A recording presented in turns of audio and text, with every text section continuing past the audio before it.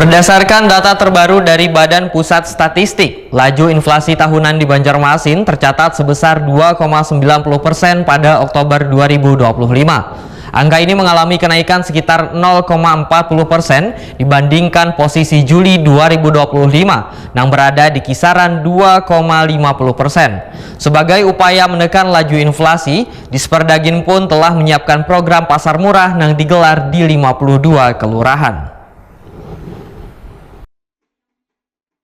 Berdasarkan data terbaru dari Badan Pusat Statistik, laju inflasi tahunan di Banjarmasin tercatat sebesar 2,90% pada Oktober 2025.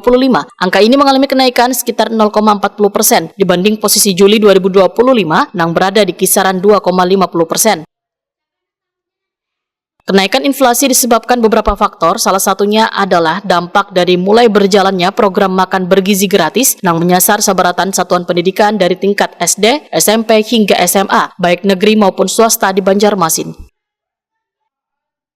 Program nasional yang bertujuan meningkatkan gizi anak sekolah ternyata turut memicu kenaikan permintaan bahan kebutuhan pokok di pasar-pasar tradisional. Akibatnya sejumlah komoditas utama yang kaya daging ayam potong, wan kintalu ayam mengalami lonjakan harga cukup signifikan.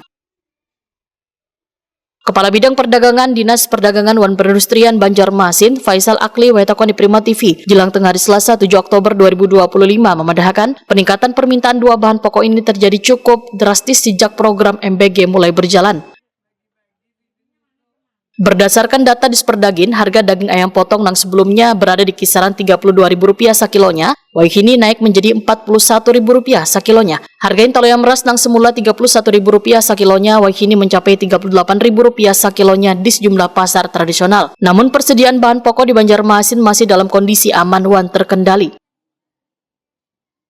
Sebagai upaya menekan laju inflasi, Disperdagin ujar Faisal Akli telah menyiapkan program pasar murah yang digelar di 52 kelurahan. Dalam kegiatan ini, warga bisa mendapatkan berbagai bahan kebutuhan pokok, termasuk beras, minyak goreng, gula pasir, hingga gas LPG 3 kg dengan harga yang lebih terjangkau dibanding di pasar tradisional.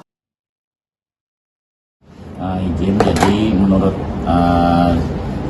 data dari BPS, inflasi kita sekarang berada di angka 2,90%. Itu ada kenaikan sedikit lah untuk angka inflasinya dari data BPS itu. Dari berapa tuh Pak? Naiknya kisaran? Dari sekitar 2,5-an. Jadi ada kenaikan 0,4%. Apa yang menjadi pengaruh itu Pak? Pengaruhnya kalau kita tinjau itu karena ada peningkatan permintaannya karena adanya program MBG dari pemerintah pusat. Kalau selain itu sih insya Allah tidak ada ya, karena ketersediaan pasokan di kota Banjarmasin insya Allah relatif aman aja. Kalau harga karena ada karena ada program MBG tersebut, ada kenaikan pada daging ayam sama telur ayam. Kisaran berapa itu Pak? Kalau dari pantauan data kita untuk daging ayam itu yang bulan kemarin di harga 32.000, sekarang berada di angka 41.000. Itu untuk daging ayam per kilo. Terus untuk telur dari pantauan harga kita di pasaran itu yang bulan kemarin itu berada di angka 31.000, sekarang berada di angka 38.000. Upayanya ya, yang pertama kita selalu melaksanakan pelaksanaan pasar murah. Terus yang kedua kita mengadakan kerjasama antar daerah dengan daerah penghasil, khususnya dengan daerah Blitar terkait telur ayam tersebut.